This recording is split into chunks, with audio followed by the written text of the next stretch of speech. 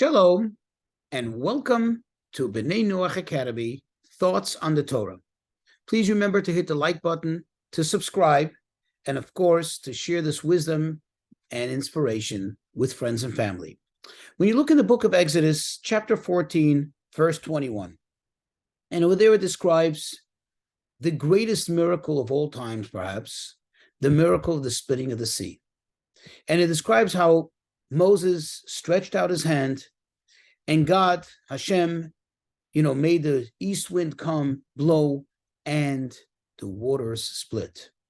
But if you look at the words that describe the water splitting, it says, Vayibaku hamayim, and the water split. Doesn't say water split or the sea split. It says the water split. Well, the sages of the Talmud, of the Midrash, give us insight into this. They give us the background. And they tell us that when it says here, and the water split, what it means to say is that all the waters split. The waters in the entire world, or at least in the entire civilization of that vicinity, split. Literally, if somebody was in a bathtub, the water in the bathtub split. Somebody was drinking a cup of coffee or tea, it split. All the water split.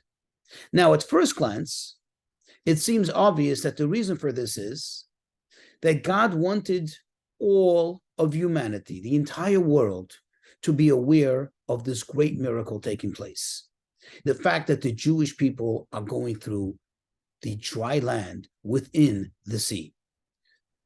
And we see this evident in the song that they sang after experiencing this great miracle, where the Jewish people describe how all the nations around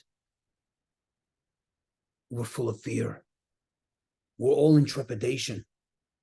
How? Because they knew that something extraordinary happened. They knew that these people are now the untouchables because God is watching over them. How did they know? They had internet? What means of communication do they have that they can almost instantly know that this took place? Well, the answer is because their water split. And quickly, everybody had the same question. What happened? What is this all about? And quickly, the news traveled. And thus, everyone was well aware of the fact that this great miracle happened. But that's only on the surface. Let's go a little deeper now. Why did God make this happen? You see, there's a rule, which we've mentioned in the past, that God does not make a miracle for naught. Meaning, if God performs a miracle, there has to be a good reason. There has to be a fundamental reason, not just a good reason, which makes sense to you and me, but it has to be part of the plan, part of what God intends for the world.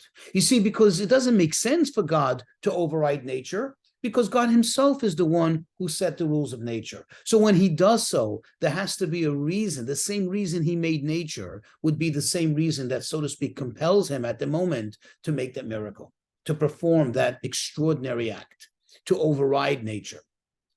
Well, the masters of the Kabbalah and the Hasidic teachings explain it. You see, when a miracle happens, a miracle of this magnitude occurs, it removes all doubt, all whatsoever personal choice. In other words, free choice is gone, is out the door. When you experience such a miracle, when something so extraordinary happens, there's no way that you can walk away and say, that's not God. That's just nature. Because it's not nature. Nature doesn't do this. It's supernatural, it's above nature, it's beyond nature, so it's obviously God.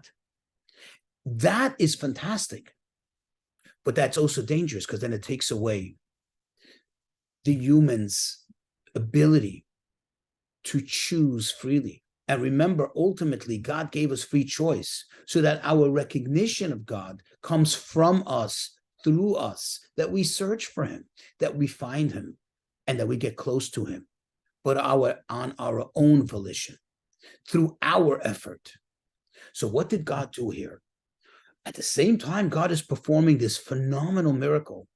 God also made it to be or made it to be such a phenomenon as if it were a natural occurrence. Meaning, the person who wants to choose, remember, here is the key word, choice.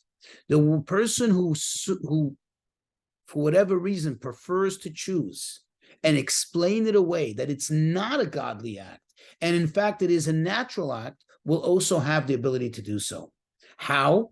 Well, the person will make the very basic and obvious rational argument. Hey, if this was a miracle from God, that God split the sea, then how come all the water split? In other words, why would he have to split all the waters? Why would he have to split my cup of coffee? Why would he have to split the bathtub I was just taking a bath in? Couldn't he just split those waters so the Jews can get through and the Egyptians can drown in it? That makes sense. Then I would be left with no choice, and I would have to concur, I have to admit that there is a God and that this is a godly act. But the fact that all water is split, that tells me that this is a natural phenomenon in water. I don't know the science. I don't have the exact details of the science. We need to study this. But this is something which is a natural occurrence, because the fact is all liquids, all waters in the world split. And if all waters in the world split, then that means that this has something to do with the nature of water. And we'll figure it out. Well, we certainly now have our theory, which to the mind that wants to run away from God, this theory now becomes fact. And now we know that this is a natural occurrence.